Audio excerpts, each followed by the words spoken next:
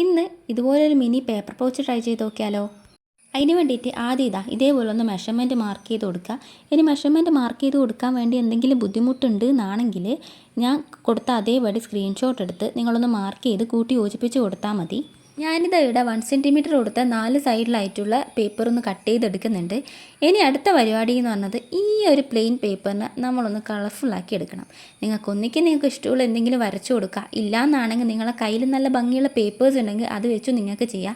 ഞാനിവിടെ ഗ്രിഡ് ലൈൻസാണ് വരച്ചു കൊടുക്കുന്നത്. അതാകുമ്പോൾ പെട്ടെന്ന് കാര്യം നടക്കും എന്ന എളുപ്പ പണിയുമാണ്. ഇനി ആ പുറത്തോട്ട് ചാടി നിൽക്കുന്ന ആ 3 സൈഡില്ലേ, അതിനെ പിടിച്ച് നമ്മൾ അകത്തോട്ടേക്ക് മടക്കി കൊടുക്കണം. ഇനി അതിൻ്റെ മുകളിലായിട്ട് വേണം നമ്മുടെ കയ്യിലുള്ള ട്രാൻസ്പാരൻറ്റ് ഷീറ്റ് ഒന്ന് പേസ്റ്റ് ചെയ്ത് കൊടുക്കാൻ വേണ്ടിയിട്ട്. അതും കൂടെ കഴിഞ്ഞാൽ നമ്മളെ മിനി പേപ്പർ പൗച്ച് ഇവിടെ റെഡി ആയിട്ടുണ്ട്. നിങ്ങൾക്ക് ഇതിനെക്കാട്ടും കുറച്ചും കൂടെ വലിയ സൈസിൽ വേണമെന്നാണെങ്കിൽ നിങ്ങൾ മെഷർമെൻറ്റ് കുറച്ചും കൂടെ കൂട്ടിയെടുക്കുക. അതാകുമ്പോൾ നിങ്ങൾക്ക് കൂടുതൽ സാധനങ്ങൾ ഇതിൻ്റെ അകത്ത് ഇടാൻ പറ്റും. ഇതിലിപ്പം ചെറിയ ചെറിയ മിനി ഐറ്റംസ് മാത്രമേ കൊള്ളുള്ളൂ.